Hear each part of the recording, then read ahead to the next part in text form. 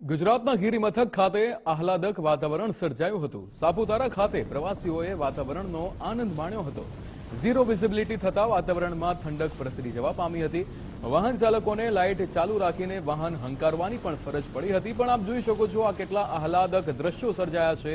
સાપુતારા ખાતે ડાંગ જિલ્લાની અંદર જે વરસાદી માહોલ જામ્યો છે અને વરસાદી માહોલ બાદ જે રીતે અહીંયા વાતાવરણમાં ઠંડક પ્રસરી જવા પામી હતી, આહલાદક વાતાવરણ સર્જાયું હતું। પ્રવાસીઓ ઉમટી પડ્યા હતા। ડાંગ જિલ્લાના સાપુતારાના આ દ્રશ્યો છે કે જ્યાં ઝીરો વિઝિબિલિટી થતા વાતાવરણમાં ઠંડક પ્રસરી જવા પામી હતી અને વાહન ચાલકોને લાઇટ ચાલુ રાખવા પણ ગાડી હંકારવાની અહીંયા ફરજ પડી હતી। દર વખતે જ્યારે વાતાવરણમાં અહીંયા બદલાવ આવે છે, આહલાદક નજારો જોવા માટે પ્રવાસીઓ ઉમટી પડતા હોય છે, ત્યારે સાપુતારાના આ દ્રશ્યો છે કે જ્યાં હિલ સ્ટેશન જેવો માહોલ અહીંયા દર વર્ષે બનતો હોય છે।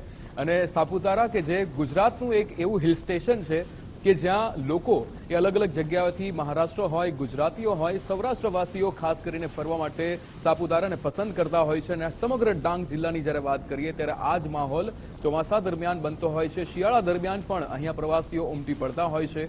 ગુજરાતનું આ ગિરિમથક ખૂબ જ જાણીતું છે પ્રવાસીઓના અહીંયા પર્યટક સ્થળ તરીકે, જ્યાં લોકો ફરવા માટે આવતા હોય છે। અહીંયા જે સાપુતારાની અંદર લોકો ઉમટી પડતા હોય છે, વાતાવરણનો આનંદ માણતા હોય છે, ત્યારે આજના આ દ્રશ્યો છે કે જ્યારે ઝીરો વિઝિબિલિટી થઈ છે, વાતાવરણમાં ફરીવાર ઠંડક પ્રસરી જવા પામી છે અને વાહન ચાલકો કે જેમને પણ અહીંયા એ લાઇટો ચાલુ રાખીને વાહન હંકારવા માટે, કારણ કે વિઝિબિલિટી જ નથી, ઝીરો વિઝિબિલિટી, અહીંયા રસ્તાઓ પર વાદળો ફેલાયા હોય તેવા દ્રશ્યો સામે આવ્યા હતા।